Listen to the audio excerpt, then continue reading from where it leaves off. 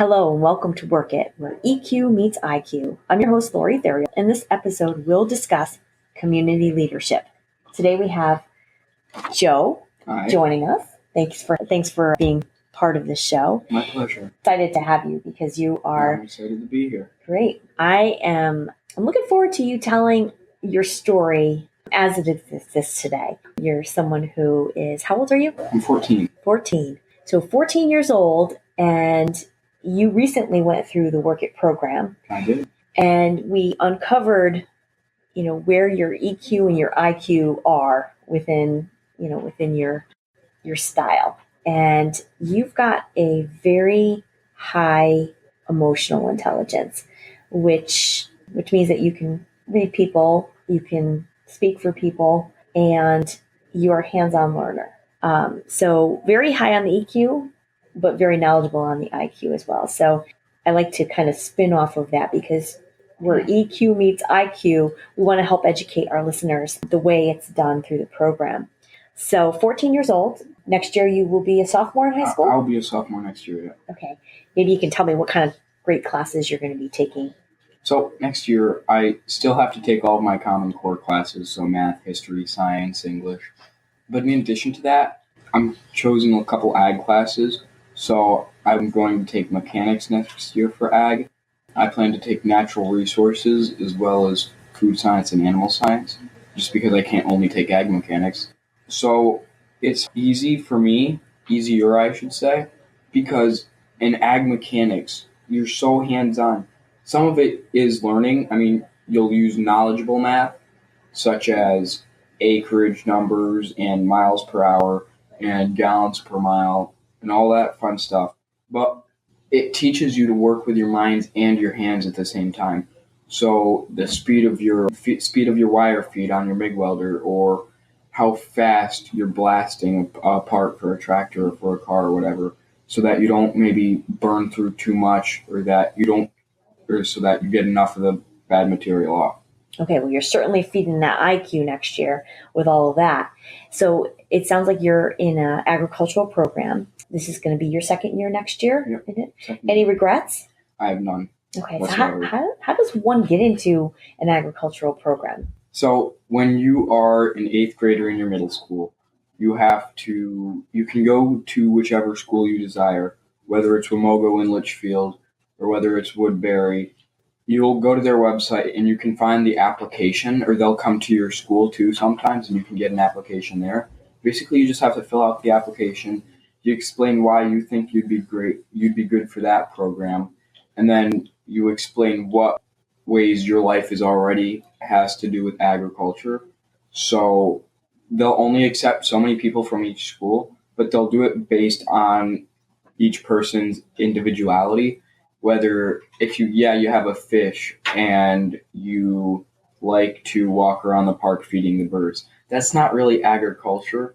If you've got a couple dogs, you plow fields with your friend in the summertime, and you work and you feed animals in this all year long, then that's more something that they're going to pick. So you want to make sure that you have an agricultural aspect of your life already. Okay, so that essay is very important to getting into a program. So I understand that this ag program is part of a national program called FFA. Yeah, FFA. So it's a leadership program for students that are more agricultural driven. Does it cost money to go to this school if you're awarded the opportunity? It does not, but you do have to pay your FFA dues. And that just basically allows you to be a member of the organization.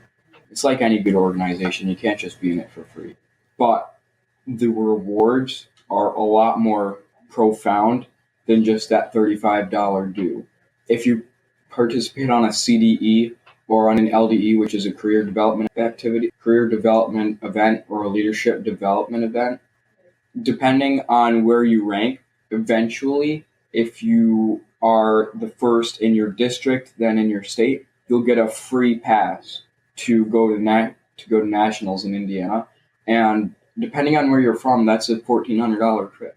So that $35 dues, it's worth it. Wow.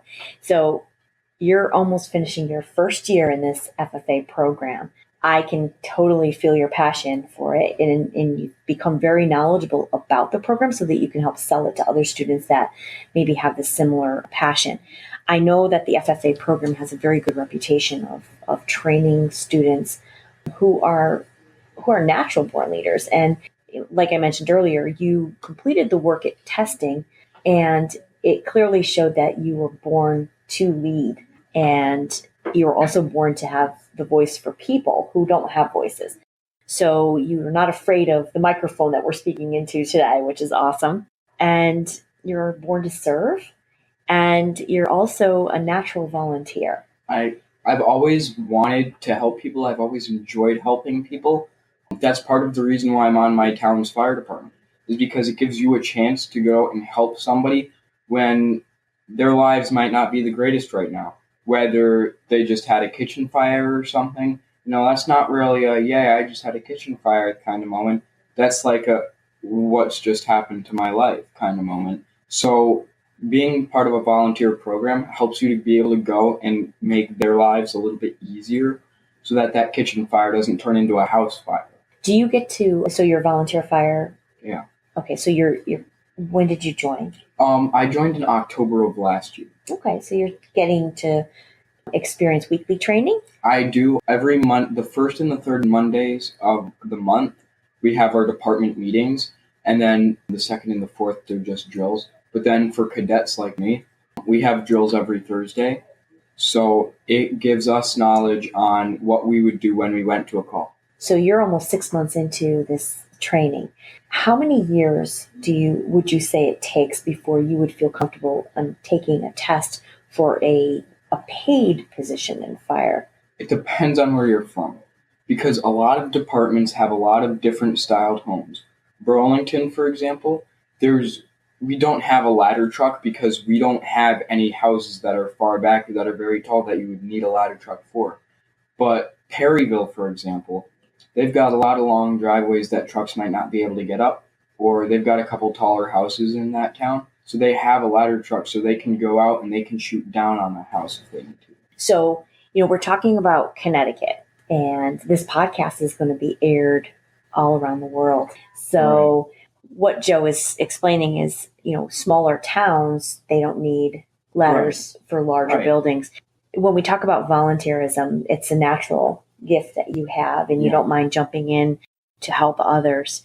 When your emotional intelligence is equally as high as some of the technical intelligence that you crave, because you were talking very technical about some of the classes that you're taking next year, that's a gift. That's a gift when you can actually relate to people's emotions as well as relate to technical problems that exist in front of you.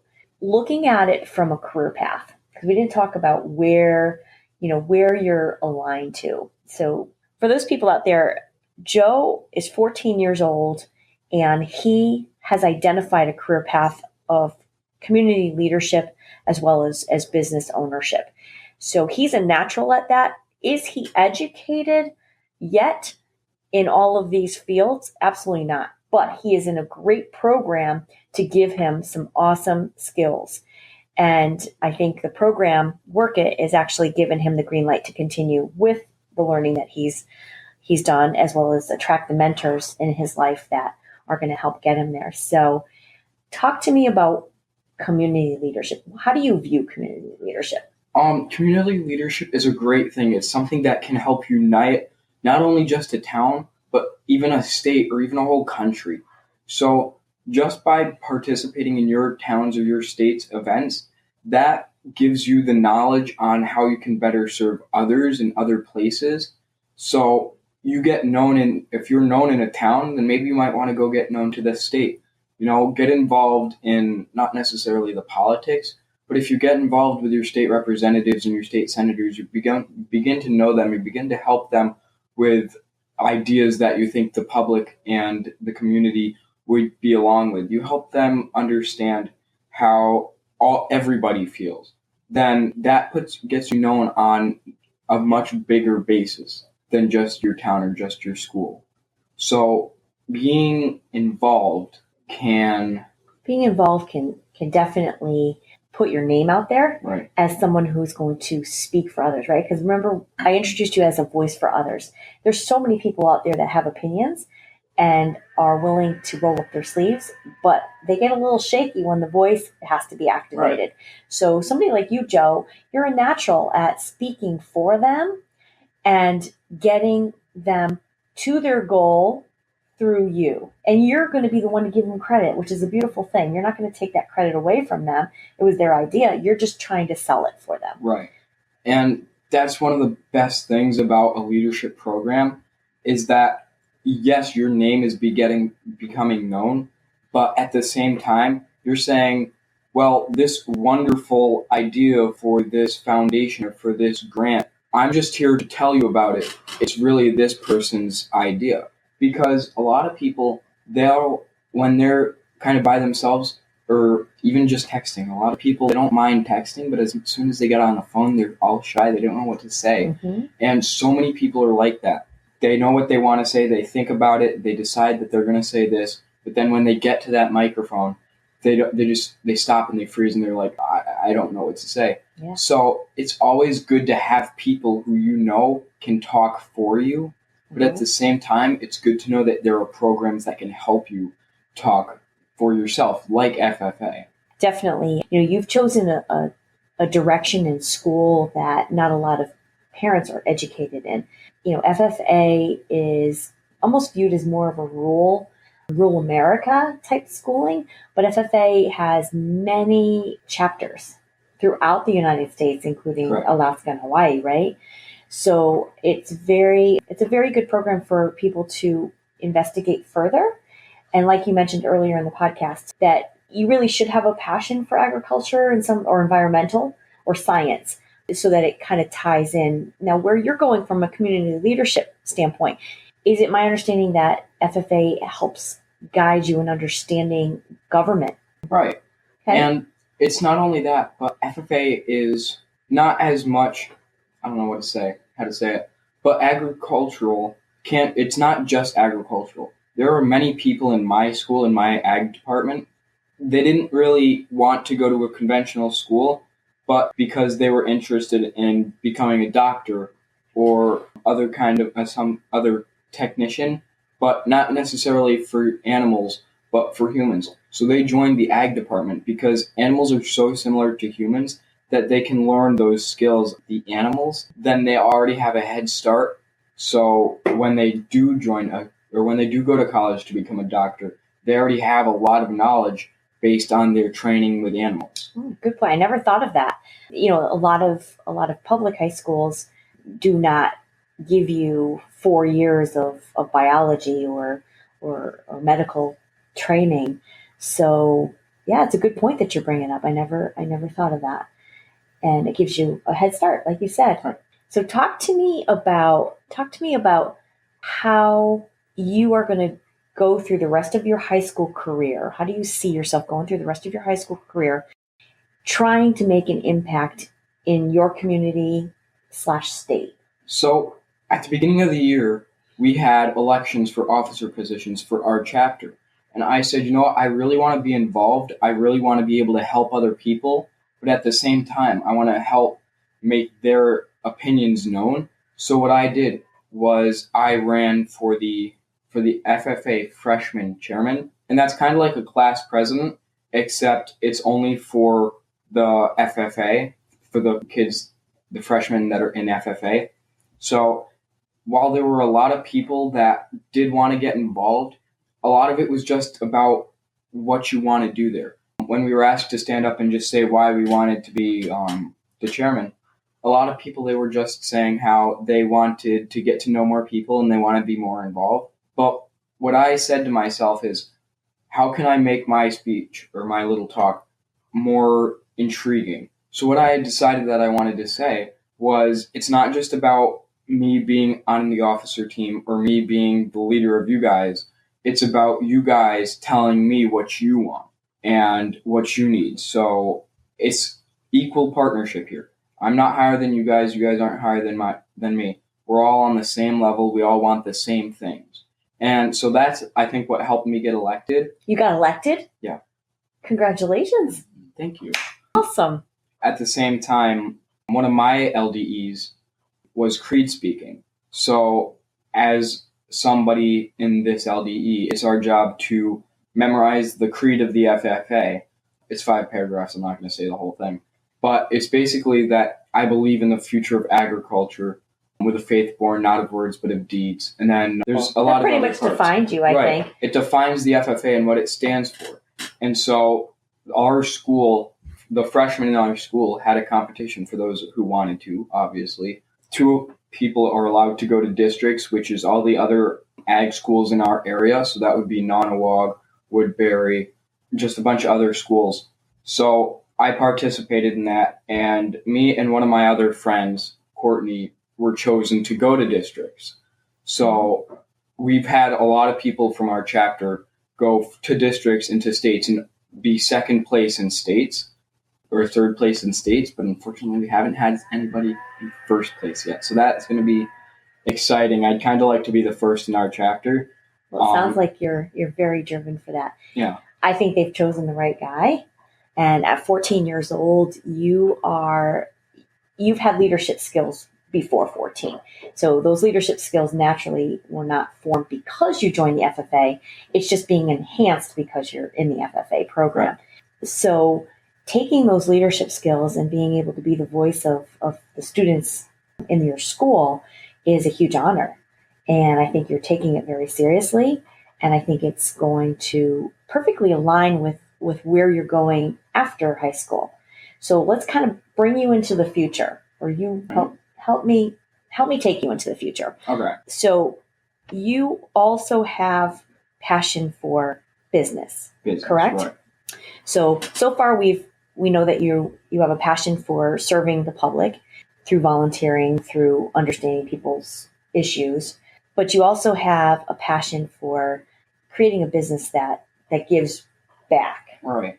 I don't know. I guess I've always been kind of like a businessman. I've always tried to figure out how I could make money and help people at the same time. So for me, being at such a young age, it's hard for me because there are so many factors against me that it makes it hard for me to be able to do something, because you've got to are you talking about age? Age, correct. You have to be 18, I think, to be able to legally own a business. So I can't legally own a business. I can't put posters up because I'm not of legal age for that business. I can't be a business known with the town, I guess, because it's not technically a business. Another thing that's hard for me being 14 is that with a business comes travel and expanding your horizons. So it's tough for me because I don't want to have to rely on my parents to take me to this town or to take me to this so I could talk about it. So there are just so many factors lined up against me at this point. But thankfully, in the future, they're all just going to evaporate and I'll just have a straight path. Yeah, it sounds like you've got a good plan. And, you know, speaking of parents, parents can do a lot of great things to help and support their kids. Obviously, they've supported you in your decision to go to a different high school. And going to that different high school involves a little bit more travel because it's further away. Right.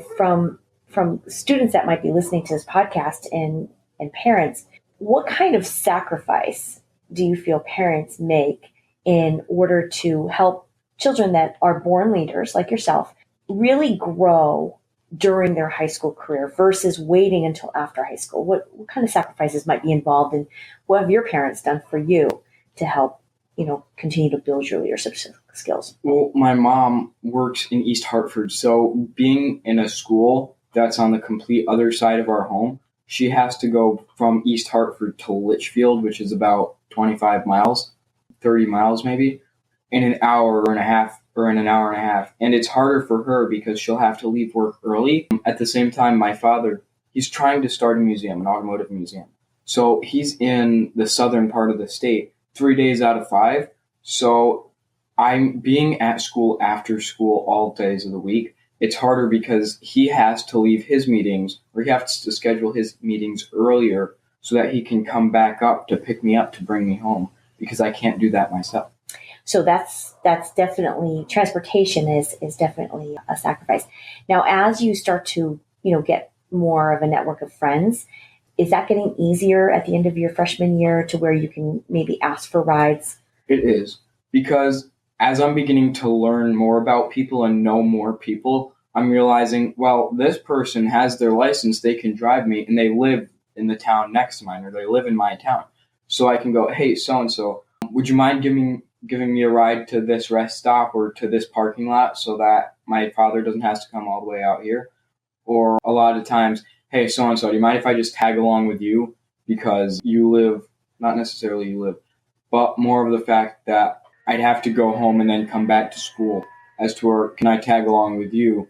I can go out riding with them or something. So correct me if I'm wrong. So problem solving skills are definitely being part of your life at a young age, because you have to do a lot of logistics in your head to make sure that you can still stay after school for some of these programs, as well as build your skill. Because as an elected official now, you will have more responsibility. You are not afraid to use your voice, which is a beautiful thing. So asking people for help is something that you're comfortable with. Other kids are maybe more shy, and obviously they probably shouldn't be elected officials because they don't want to use the microphone like you would. So it sounds like you're doing a lot of great things to build up your network of people and your skill, and the program definitely enhances it. Tell me more about this new role that you're going to be taking on that you just got elected for. What are the responsibilities of this? So we have a meeting every month. It's our chapter meeting. So all the kids that are in ag, they'll go to the meeting place, whether it's the auditorium for one school or whether it's the cafeteria for another school. For our school, we all meet in the auditorium. And it's my job to prepare, not necessarily prepare, but to let other kids know what the freshmen are doing in their committees. So we have a healthy lifestyle committee. We have a leadership committee, which is the committee that I'm part of. We have all these different committees. And as the chairman, it's my job to take the reports that those committees give me, and I report it to the entire school, the entire FFA, of what the freshmen have been doing so that they know, oh, you know what? I think I've got this thing that they'll be able to use really well. I'll go talk to them about it and see if they want to use it. So it gets everybody knowledgeable about what we're doing. So what happens if your team is not doing as much as what you want them to do?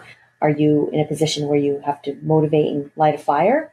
Yeah, there's not a lot of ways that I can do that, but I can always go and help say, so you're having a hard time figuring out what you want to do for this or what events you want to put on. Think about what people in our chapter like. So we know that they like animals. We know that they like events that everybody can come to. So you think about what the FFA wants or what our chapter wants, and then you think about the things that maybe the public wants. And you find a way to take that and put it into one. And then that could be an event or something.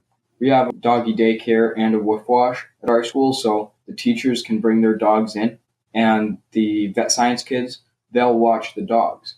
Or the woof wash is basically anybody can come after school, and the kids will wash the dogs for them. So there's a lot of different ways that the chapter can make money and help people. Yeah, and I think that's a perfect mix for your personality. I want to thank you for educating our audience on different options for high schools for kids. FFA program is available nationwide, and it takes as an essay with passion and a willingness to make some great changes and differences in the world of agriculture and environment. Right. So again, I want to thank you. And if there was any advice that you could give parents out there, and I want you to talk to parents about supporting kids that are born, a little bit bossier than other kids, right? What advice would you give parents? Obviously, I'm kind of just speaking from what I would think. I've never been a parent. I hope to not have to be a parent in the near future. But you'll make an amazing one. So. Well, yeah, someday. You just got to get behind your child and support them in whatever they decide to do.